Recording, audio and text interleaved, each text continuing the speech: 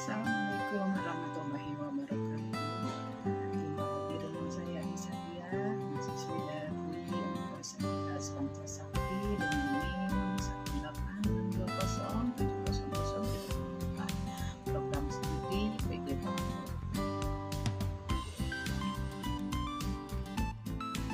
Baik teman-teman, pada kesempatan ini saya akan mempresentasikan tugas mata kuliah bimbingan dan konseling dengan dosen pengampu Ibu Hajah Dr. Randa Rizawati MSc. Di sini saya akan mempersembahkan materi yaitu bentuk layanan bimbingan dan konseling untuk anak usia dini.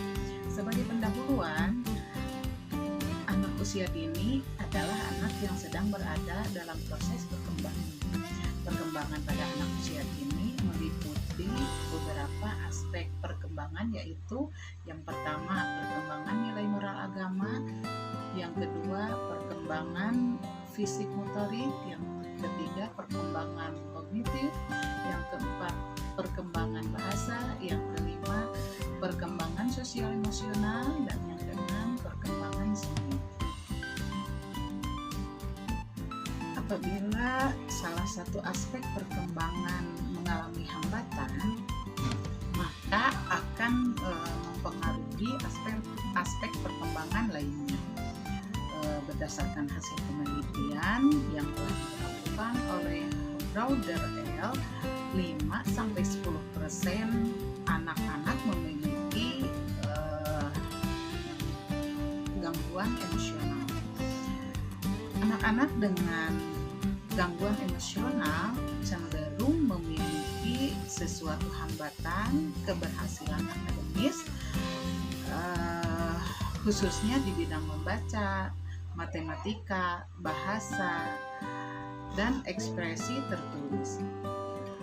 Rasional emotive behavior therapy atau REBT dapat memberikan intervensi yang efektif untuk memfasilitasi belajar anak dengan gangguan emosional dilibatkan dalam model konseling yang berhubungan dengan masalah spiritual, perilaku, kognitif, aspek emosional, dan intrapersonal dari kehidupan anak. Nah, sekarang kita masuk ke pembahasan, yaitu bentuk layanan bimbingan dan konseling pendidikan anak usia dini. Merujuk pada berbagai masalah tahapan perkembangan anak usia dini, maka layanan bimbingan dan konseling sangat dibutuhkan. Menurut Saudi tahun 2008, salah satu layanan yang perlu dilakukan dalam membantu perkembangan anak adalah layanan bimbingan konseling. Keberadaan bimbingan dan konseling di PAUD sangat dibutuhkan karena banyak perilaku bermasalah muncul pada peserta didik ketika dewasa yang disebabkan oleh masa lalunya di waktu kecil. Tujuan utama diselenggarakannya bimbingan dan konseling di lembaga PAUD adalah mengambil tindakan preventif terhadap munculnya perilaku bermasalah tersebut. Bimbingan dan konseling tidak hanya diberikan kepada anak didik yang telah bermasalah, tetapi juga kepada mereka yang tidak bermasalah. Pengertian bimbingan dan konseling untuk anak usia dini. Istilah bimbingan dan konseling dimaksudkan sebagai terjemahan dari istilah guidance and counseling. Tetapi konseling kadang diterjemahkan dengan penyuluhan. Bimbingan dan konseling menurut para ahli, yaitu menurut Jonas dalam Walgito tahun 2004, bimbingan adalah bantuan yang diberikan seseorang kepada orang lain dalam membuat pilihan dan penyesuaian diri untuk memecahkan masalah. Bimbingan bertujuan untuk membantu menambahkan kemandirian dan kemampuannya serta bertanggung jawab pada dirinya sendiri. Menurut Crow and Crow dalam Surya M 2003, bimbingan diartikan sebagai bantuan yang diberikan seseorang, baik pria maupun wanita, yang memiliki pribadi yang baik dan pendidikan yang memadai kepada seorang individu dari setiap manusia untuk menolongnya, mengembangkan kegiatan-kegiatan kehidupannya sendiri, membuat pilihannya sendiri, dan memikul bebannya sendiri.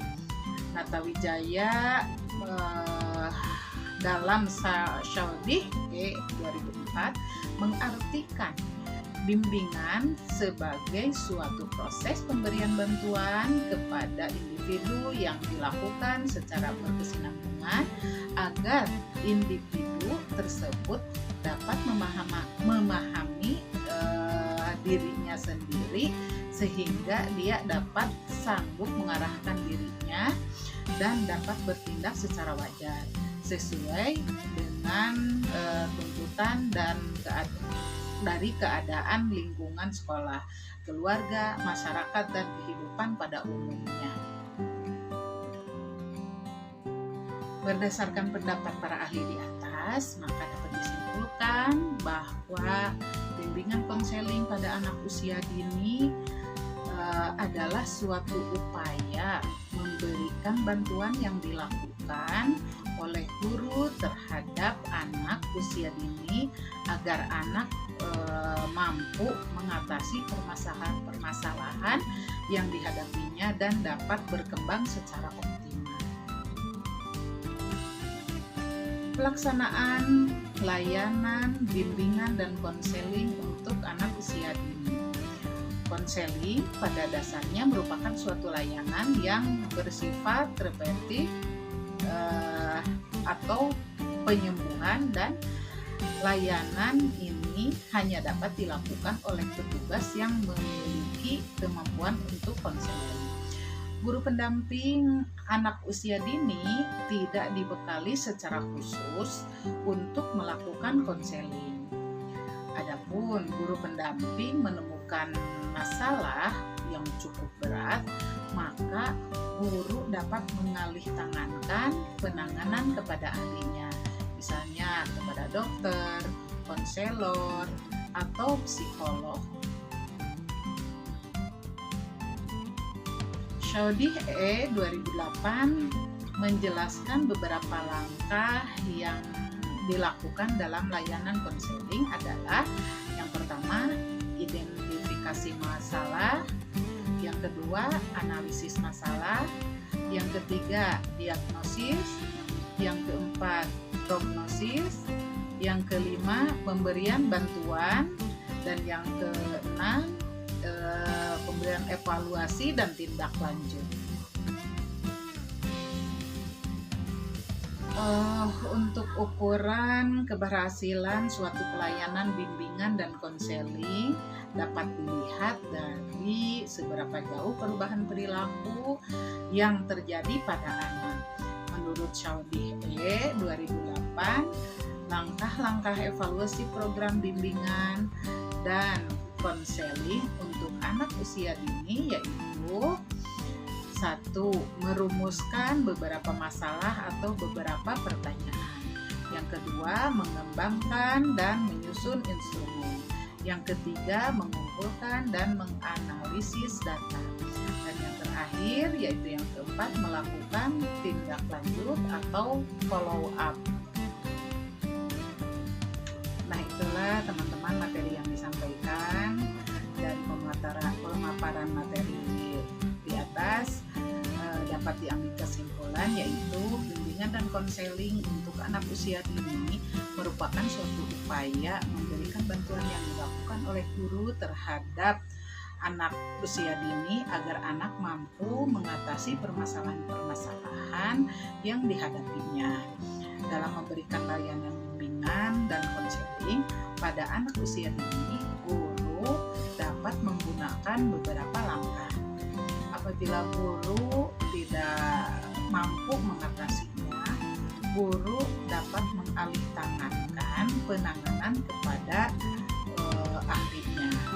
Layanan evaluasi merupakan layanan untuk mengetahui tingkat keberhasilan penanganan yang telah dilakukan guru pendamping terhadap anak